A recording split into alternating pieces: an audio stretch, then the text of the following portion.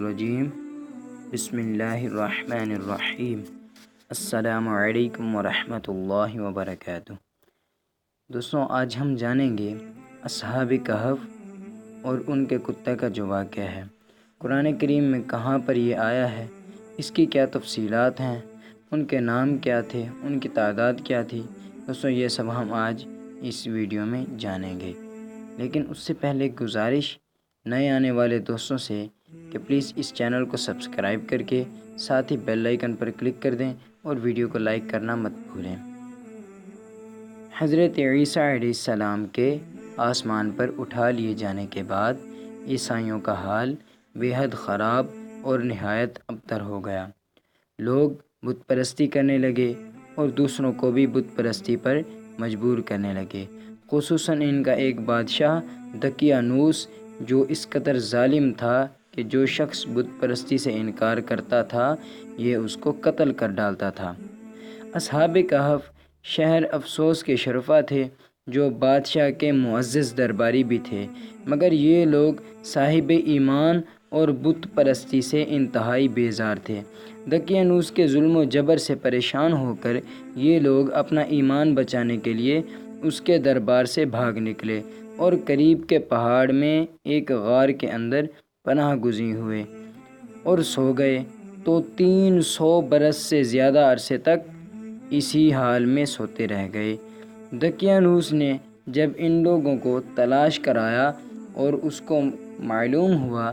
کہ یہ لوگ غار کے اندر ہیں تو وہ بے حد ناراض ہوا اور فرط غیظ و غضب میں یہ حکم دے دیا کہ غار کو ایک سنگین دیوار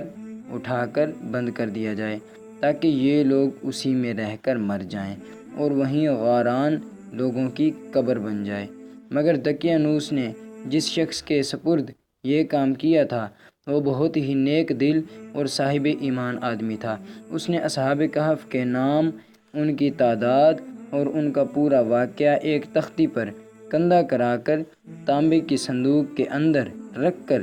دیوار کی بنیاد میں رکھ دیا۔ اسی طرح ایر تختی شاہی خزانے میں بھی محفوظ کرا دی۔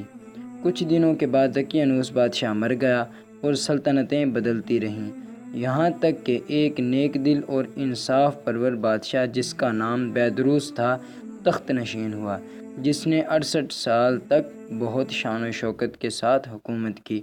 اس کے دور میں